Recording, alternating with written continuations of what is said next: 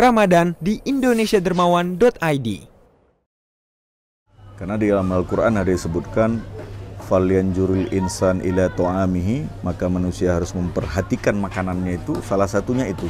Makanan kita itu harus kita yang kuasain. Jangan sampai dikuasain orang. Tapi kalau kita menguasai sendiri, produksi sendiri, mata rantai kita yang atur sendiri, retailnya kita sendiri, pembelinya pun kita sendiri, pasti kita jaya.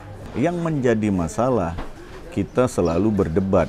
Apakah kurma ini bisa tumbuh? Apakah kurma ini bisa berbuah? Nanti sudah berbuah, apakah bisa manis? Nanti sudah manis, apakah bisa laku? Makanya saya dan teman saya Pak Mahdi mengambil keputusan kita harus tanam kurma di sini.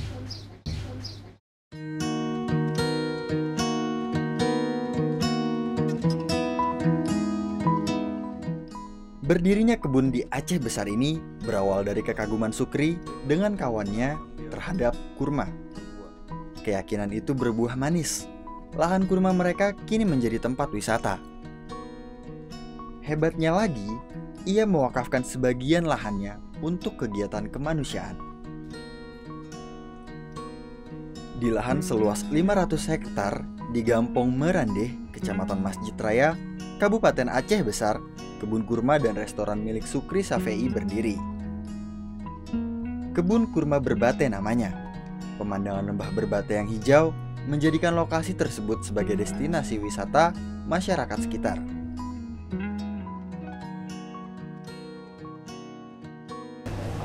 Masyarakat juga antusias ya Pak, mampir ke sini gitu. Ya alhamdulillah, kebun kurma Barbate ini sudah menjadi salah satu destinasi wisata alternatif ya. Biasanya di Aceh ini kan banyak orang ke laut, ke sungai gitu kan. Sekarang udah mulai mereka datang ke bukit-bukit.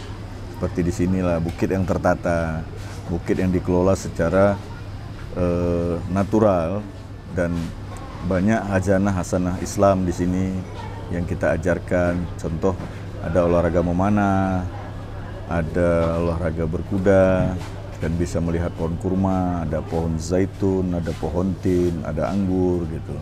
Walaupun yang lainnya belum tertata rapi, kita masih satu-satu tahapan gitu. Kekaguman Sukri dan kawannya, Mahdi Muhammad, terhadap kurma menjadi awalan berdirinya kebun tersebut. Salah satu alasan kagumnya mereka berdua karena kurma disebut dalam banyak riwayat di Al-Quran. Mereka pun yakin dapat menumbuhkan pohon kurma di Indonesia dan menyulap Bukit Tandus tersebut menjadi daerah wisata. Makanya janji Allah dalam Al-Quran itu ya kan, waja'alna fiha jannatin min nakhilin wa fajjarna fiha minal uyun. Allah akan pancarkan daripadanya banyak mata air, bukan mata air. Fiha minal uyun. Uyun itu kata banyak dari ainun, mata air. Jadi setelah itu prosesnya harus kita ikutin sesuai dengan petunjuk dari Al-Quran. Kita tanam kurma, kemudian biji-bijian yang bisa kita makan, bukan biji-bijian yang nggak bisa kita makan, yang bisa kita makan. Baru Allah sesuai janjinya, dia akan pancarkan dari mata air. Tanah ini dulu sangat tandus. Mungkin sampean bisa melihat macam mana kondisi sekarang yang belum kita tanam itu, tanahnya berbatu, kering. Alhamdulillah sekarang sudah hijau di mana-mana. Itulah macam mana kita menghidupkan bumi Allah di sini.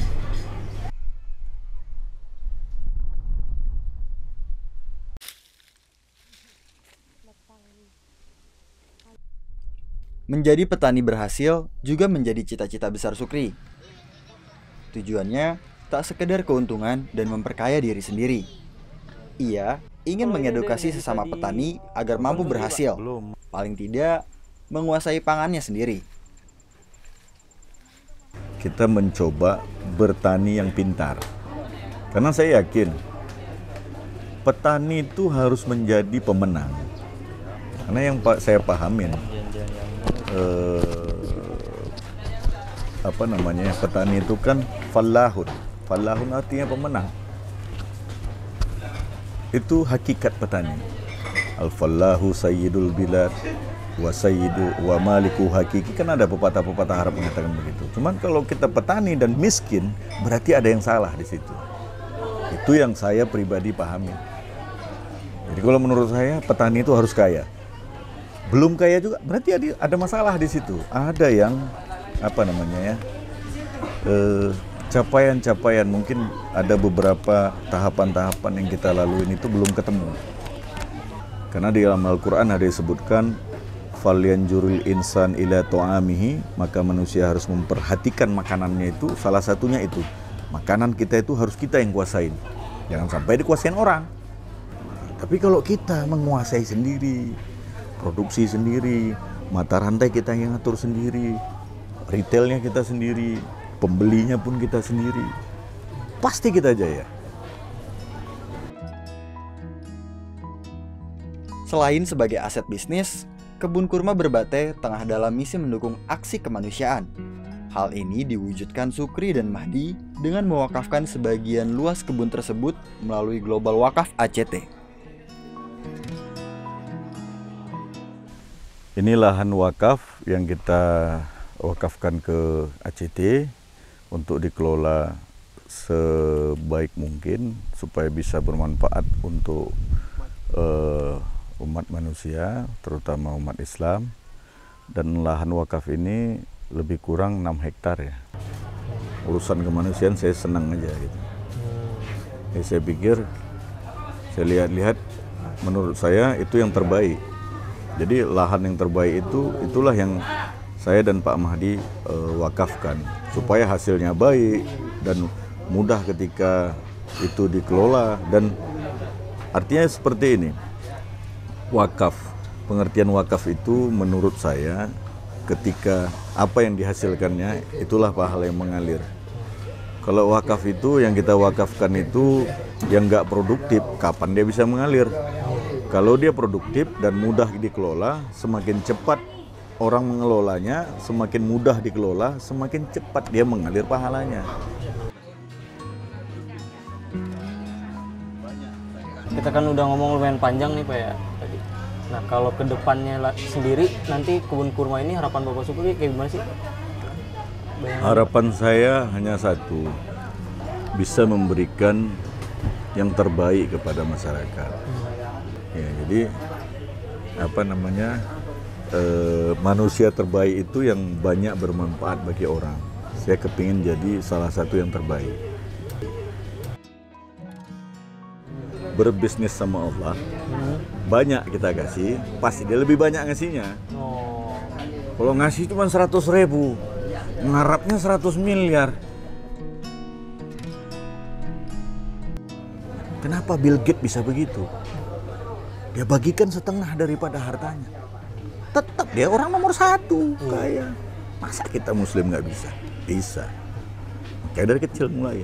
Jadi motivasi juga buat kita yang Muslim gitu ya. Iya. Kita harus bisa juga kayak. Harus berani mulai. Kalau nggak mulai nanti aja lah. Udah mati, selesai.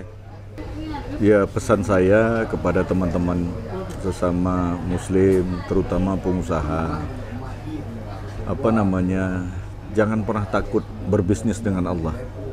Sisihkan sebagian daripada rezeki kita, seolah akan diganti, dan itu pasti. Mulailah dari yang kecil. Kalau mau dapat pahala yang besar, mau dapat rezeki yang besar, kasih yang banyak. Jangan pernah ragu. Karena Al-Quran itu setelah Alhamdulillahirabbil alamin, la raiba fihi hudal lil muttaqin. Zalikal kitabula raiba fihi hudal lil muttaqin. Alif lam mim, setelah itu zalikal kitabula raiba fihi hudal lil muttaqin. Tidak ada keraguan. Jangan ragu-ragu. Kerjakan aja. Nah, itu kira-kira. Pesannya jangan ragu-ragu lah ya Pak. Jangan ragu-ragu untuk berwakaf, jangan ragu-ragu untuk sedekah, jangan ragu-ragu kita untuk membantu sesama manusia.